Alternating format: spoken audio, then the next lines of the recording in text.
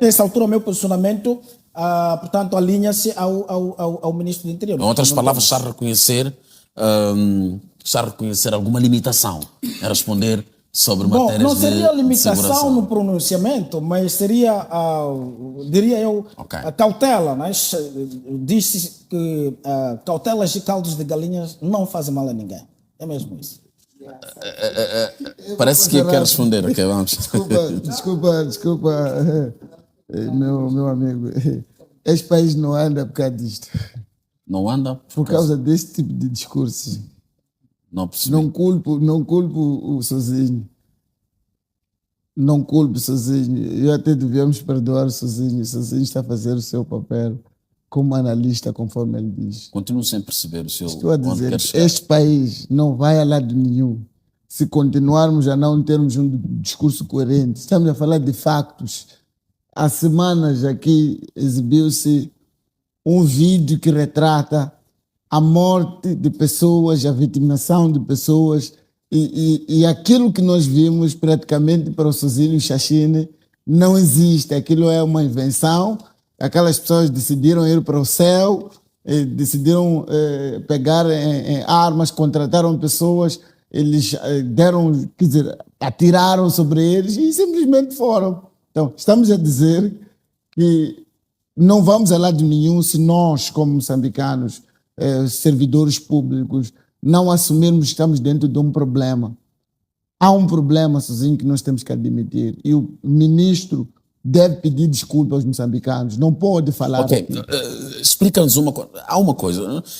O Edson sabe que no programa De Frente com o Povo não se fala coisas pela metade. Okay. E nós queremos entender. Quando diz, por exemplo, o país não vai crescer por causa de algum tipo de discursos, está a querer dizer o quê exatamente? E atenção, Mauro, eu vou pedir para preparar esta peça de reportagem sobre as mortes que estão a ser verificadas que na verdade já se viveram no nosso país. Dentro de instantes nós vamos trazer, na voz da Enia Maló, trazemos esta descrição só para poder entender que Joel faz parte de uma lista quase que intensa de pessoas que já perderam a vida e todas elas parecem ser críticas. Sim, avança. Eu acho que para melhor responder, podíamos deixar a peça rolar, Vasco, para eu poder... Não, eu vou pedir para que responda. Tudo bem.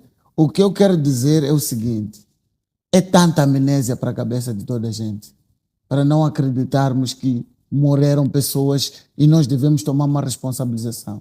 Eu entendo Sozinho porque que ele não quer responder esta questão por talvez ser amigo de Xaxine, ser membro da Frelimo, ser alguém que não quer problemas com as pessoas, faz sentido, cada um tem a sua forma de fazer as coisas. Mas é grave quando não admitimos factos, morte de pessoas que foram vítimas da crítica. O Sozinho não é membro do partido, é acadêmico, analista. Tudo bem, não quero aqui forçar nenhuma barra, se Sozinho não é da Frelimo, cabe a ele não ser e ser. Mas é importante que todos nós, e não culpo o Sozinho, vou direto ao próprio Xaxine. Como é que ele consegue dizer que não existe esquadrão da morte? A pergunta que eu faço ao ministro, foram sopradas aquelas pessoas ali? O que aconteceu com aquelas pessoas ali? Sumiram, de repente foram arrebatadas, foram trasladadas para outro lugar? Será que não há respeito pelas pessoas ou as famílias das pessoas mortas pelo esquadrão da morte? É preciso entender que o ministro, acima de responder à questão, tem que olhar para o nível de sensibilidade do assunto. Estamos a falar de famílias que perderam entes queridos e não vão ver mais. E o ministro diz que aquelas pessoas ali não existem e não houve nada, não conhece nada. E, de alguma forma, olhássemos para estas palavras como fidedignas e assumirmos que não temos em Moçambique um esquadrão da morte. Bom, acho que eles têm razão, têm toda a razão de afirmar que não existe esquadrões da morte, porque não são os visados. Só vai deixar de existir alguma coisa quando não te afeta diretamente. Então, se não há algo que afeta-os diretamente, não há existência porque eles não são ameaça. Eles não são ameaça. Quando algo não está perto de si, você não tem capacidade de refletir sobre a coisa porque ela não te afeta. Ignorar fatos é complicado.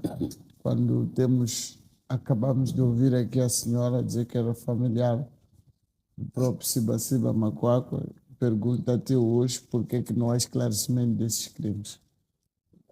Dizia anteriormente que, havendo necessidade, ou se o Estado quiser realmente dissipar esse paradigma, esta circunstância, essa situação que todo mundo pergunta por que o Estado não assume-se e esclarece os crimes que lhe é imputado, porque nesta fase, neste momento, tudo que vem, tudo que se fala, vai se falar porque o Estado não conseguiu esclarecer nenhum crime, nenhum.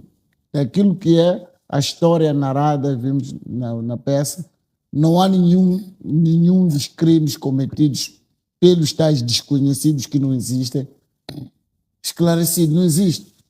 Morreu o Sestac, morreu o Carlos Cardoso e tantas outras figuras, não houve esclarecimento.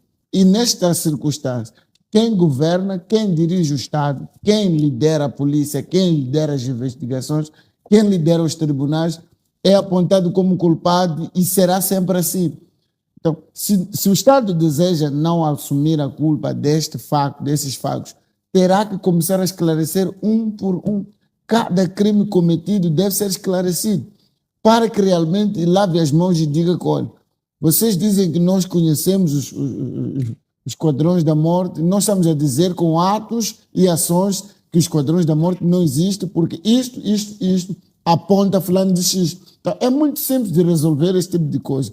O Estado agora está numa situação de ser acusado, de ser cúmplice e conhecedor das pessoas que matam os outros cidadãos moçambicanos. Falávamos assim sobre o tipo de arma, o tipo de armamento que é usado para vitimar essas pessoas. Não é uma arma de pequeno porte, é uma arma que na nossa república é usada em guerra, é para guerra, foi constituída uma arma de guerra que o Estado tem como posse. É preciso dizer, Vasco, nós temos que responder às questões como elas são. Se existem, como combatê-los e como resolver. E uma outra questão que o próprio Xaxim devia ter chamado a ele a consciência. Disse que estava a perseguir indivíduos desconhecidos, mas como é que ele vai perseguir pessoas que ele desconhece? Como é que ele vai combater coisas que ele não sabe? As pessoas que atiraram e queimaram viaturas para o Xaxim são desconhecidos. Então, é preciso ter muita atenção. Ele contradisse no seu discurso. Não conhece os esquadrões da morte, mas está a organizar uma força para combater desconhecidos. Estamos aqui diante de um indivíduo que não sei se percebe o que está a fazer, ou o que está a fazer, não sabe. Às vezes posso até acabar dando razão. Uma vez Muxanga disse aqui que era necessária a sua demissão, porque é incoerente nas ações e nos atos. Estava diante de uma parada, a dirigir uma parada, e depois deu uma entrevista a dizer que nós estamos a nos organizar, queremos perseguir. Estás a perseguir a quem? Se estás a dizer que não existe ninguém a matar pessoas, então não existe ninguém a queimar viaturas, estás a perseguir a quem? E não nos vai surpreender o ministro dizer que não existe terrorismo em Cabo Delgado. Okay. Não falta muito para ele dizer que o terrorismo não existe. Porque é preciso compreender que antes do Xaxim nascer, os esquadrões da morte já existiam e sempre vão existir contra vozes críticas ao que governa. Disse aqui no programa passado que os governos fracos se fortalecem com este tipo de facções, com esse tipo de organizações e ainda por cima se fortalecem com pessoas que são formadas simplesmente para defender mentiras, para defender incoerências e para defender atos inexistentes. Estamos a dizer que existe esquadrões da morte? O Xaxim diz, não existe. Não existe. Não existe.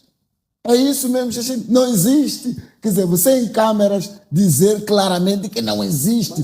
E Macuyane foi vitimado, Salema foi vitimado, e os demais irmãos, Sibas demais foram vitimados. Então, existem fantasmas em Moçambique que matam vozes críticas. Estamos a dizer que há fantasmas que não gostam de ouvir críticas. Então, esses mesmos fantasmas pegam em armas, começam a atirar contra todos aqueles que têm opinião contrária.